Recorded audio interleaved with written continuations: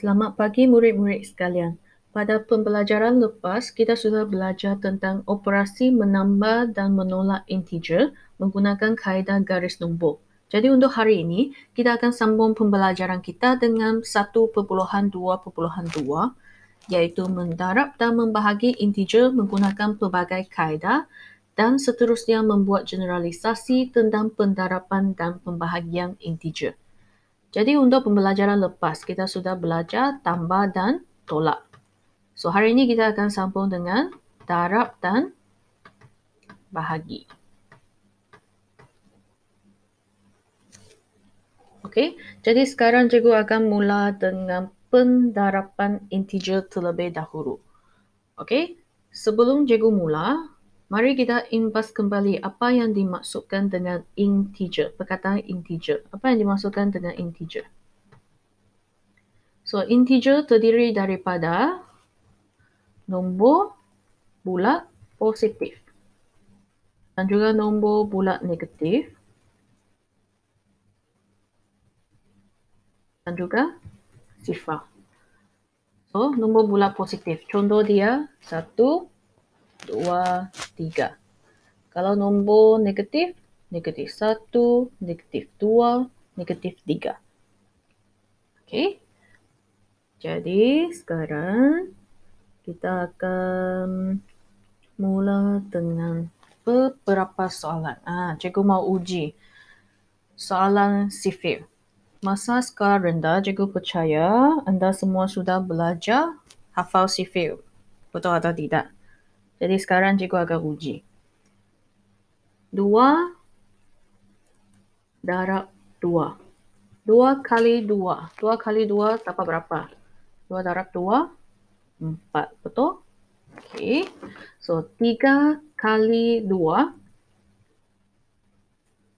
3 kali 2, 6. 4 kali 2, 8. 5 kali 2, jawapan dia 10. Okey, cikgu percaya anda semua sudah pandai hafal sifir. Okey.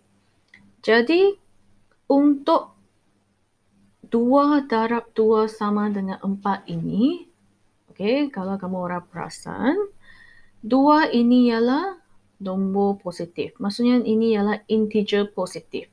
So, integer positif selalunya kita tidak akan tulis tambah di depan macam ini. Okey, kita akan abaikan tanda positif tersebut. So, integer positif darab dengan integer positif, kita dapat integer positif. So, selalunya kita akan abaikan tanda positif. Kita tak akan tulis dia. Okey, so ini merupakan pendaraban antara integer positif. Integer positif. Darab dengan integer positif, kamu dapat integer positif. Okey, sekarang. Kalau cikgu tambah satu negatif di depan 3 ini. Negatif 3 darab 2. Rasanya apa perubahan yang akan berlaku kepada jawapan ini?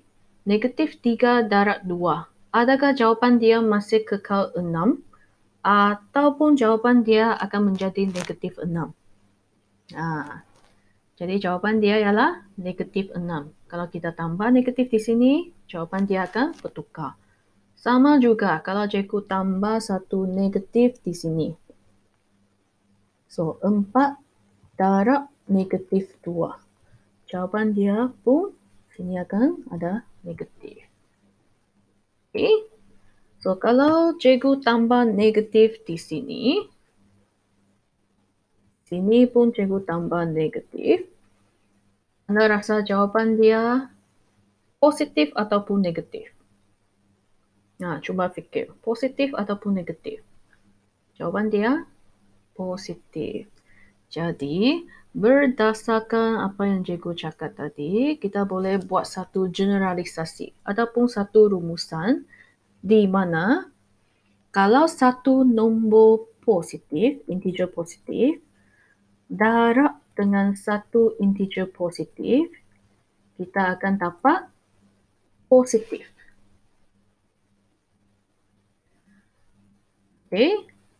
Seterusnya, kalau satu integer negatif darab dengan satu integer positif, kita akan dapat negatif. Betul, kita akan dapat negatif. Okay, kalau satu integer positif darab dengan integer negatif, kita akan dapat integer negatif. So, yang terakhir sekali, kalau satu integer negatif darab dengan satu integer negatif, kita akan dapat integer positif. Sebenarnya ini agak sama dengan operasi tambah dan tolak yang cikgu suruh hafal pada pembelajaran lepas. Ini sebenarnya sama. Okay, so kalau integer positif darab integer positif, kita dapat positif. Kalau negatif, positif, negatif, positif, negatif. Positif, negatif, negatif. Negatif, negatif akan dapat positif. Okay, ini adalah pentarapan integer. Kalau untuk pembahagian integer, ini pun sama. Okay, cikgu bagi contoh. 4 bahagi dengan 2. 4 bahagi 2. Apa jawapan dia? 4 bahagi 2? 4 bahagi 2? 2, betul? So, kalau kita ada integer negatif. Negatif 4 bahagi 2. Jawapan dia akan menjadi negatif 2. Negatif 2. So, seterusnya, kalau cikgu ada 4 bahagi negatif 2, jawapan dia pun negatif 2. Ini sama seperti pentarapan tadi. Okey, kalau cikgu ada negatif 4 bahagi dengan negatif 2, jawapan dia negatif akan jadi positif 2.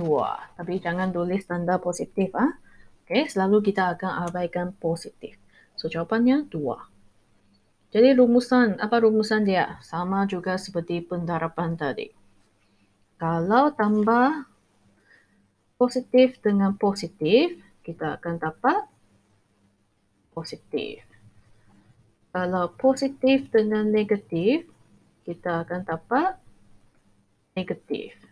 Kalau negatif dengan positif, kita akan dapat masih lagi negatif. Okay, kalau negatif, akan dapat positif. So, pendarapan dan pembahagian dia, kamu hafal yang sama. Okay? Cikgu percaya tak ada masalah kan?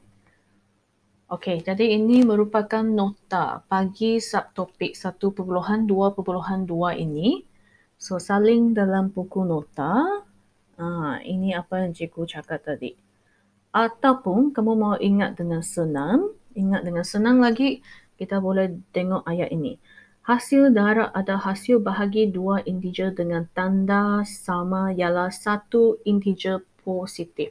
Apa yang dimasukkan dengan ini? So, kita tengok. So, kita tengok hasil darab terlebih dahulu.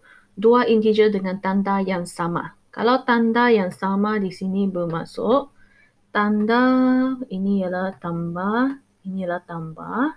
So, 2 ini, kalau hasil darab dia akan dapat positif. Ini pun sama. Tolak dengan tolak, kita akan dapat juga positif. Okay, so hasil darab atau hasil bahagi dua integer dengan tanda yang sama. Positif dengan positif, jawapan dia adalah satu integer positif. Betul. Okay. Tanda yang sama, negatif dengan negatif, kita akan dapat integer positif. Okey, ayat yang kedua. Hasil darab dan hasil bahagi dua integer dengan tanda yang berlainan. Tanda yang berlainan bermaksud sama ada dia tambah dengan tolak ataupun tolak dengan tambah. So, hasil dia ialah satu integer negatif. So, satu integer negatif. Ini ialah negatif, ini ialah negatif. Okey, jadi pembelajaran hari ini sampai sini sahaja. Sekian, terima kasih.